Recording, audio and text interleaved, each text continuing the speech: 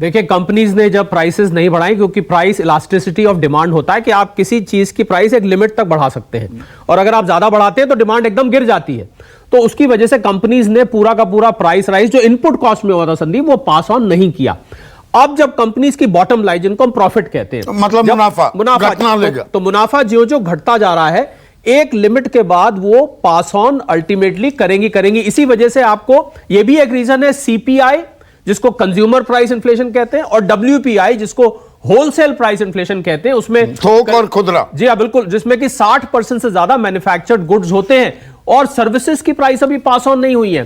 क्योंकि petrol diesel देखिए, आने वाले दिन और संकट के दिन होंगे, बिल्कुल, मुझे और मार पड़ेगी हमें महंगाई और क्योंकि जो अंडर रिकवरी है इन ऑयल मार्केटिंग कंपनीज की, मुझे वो ज्यादा चिंता में डाल रही है। 25 रुपए जो होलसेल डीजल की आप जिक्र करते हैं उसमें, और ये जो अभी डीजल की प्राइस बढ़ी है, क्या ये गैप भरा जाएगा? और अगर ये गैप भरा गया, मतलब रिटेल भी होलसेल का मुकाबला करने लगा, तो मुझे लग रहा है हर $10 0.2 से 0.3% रिटेल इन्फ्लेशन पे फर्क डालता है। और हम दर्शकों को यह भी बता दें कि सुनने में ये बिल्कुल डेसिमल्स नजर आते हैं, पर जब ये हाउस होल्ड बजट पे आता है, मुझे लग रहा है संदीप भाई बजट हमारा भी बिगड़ रहा है ना। सरकार कहती है कि हमारा बजट देखिए देश हित में, अरे भाई मुझे मेरा परिवार हित भी है, बिल्कुल संदीप, मेरे बच्चों का हित भी मुझे साधना है ना, मुझे अपना बजट देखना है। बिल्कुल, आप इजाजत दे तो मैं एक सुझाव देना चाहूंगा यहां पर रूलिंग पार्टी को, कि क्योंकि पेट्रोल और डीजल की कीमतें जो बढ़ रही हैं, लोग सस्पेंस में है कि रोज कितना बढ़ेगा, क्या 10 रुपए बढ़ेगा, टोटल 15 रुपए बढ़ेगा।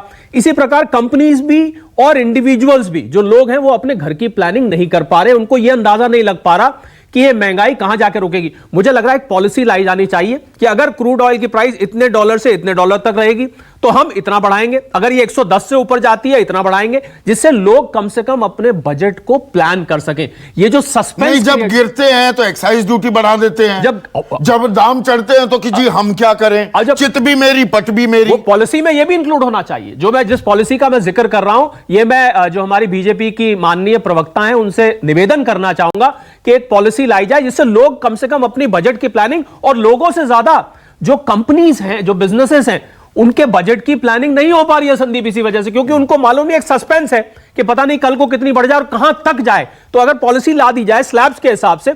और दूसरा मैं एक बात जोड़ना चाहूंगा कि रेवेन्यू के ऑल्टरनेट सोर्सेस सरकार को तलाशने चाहिए। तेल आधारित नहीं हो सकता है ना, तेल आधारित अर्थव्यवस्था नहीं चल सकती तेल पर। और इसके लिए सबसे कारगर तरीका जो इस समय मुझे नजर आ रहा है कि जो अल्ट्रा रिच हैं, जो सुपर रिच हैं, उबर रिच जिसको आप कहते हैं, उन पर आप वेल्थ टैक्स लगाइए, और वो वेल्थ टैक्स का आप स्लैब कर दीजिए 10 करोड़ से 50 करोड़ लोग गरीबी रेखा के नीचे चले जाते हैं। और यहां हमारे जो धन्ना सेठ हैं, खरबपति, and I have no issues with that, उनकी नेटवर्क बढ़ रही है, 102 से 142 हो जाती है। बिल्कुल, तो हम उन लोगों से अगर, और उन लोगों को चुभेगा भी नहीं संदीप देना, क्योंकि उनकी ऑलरेडी इतनी ज्यादा नेटवर्थ है, और इसको ट्रैक करना मुश्किल नहीं है। इसमें 2 नंबर का आप कहें कि छुपा जाए, क्योंकि शेयर मार्केट से है ज्यादातर शेयर्स, या आपकी जायदाद में, दोनों चीजें ट्रेसेबल हैं।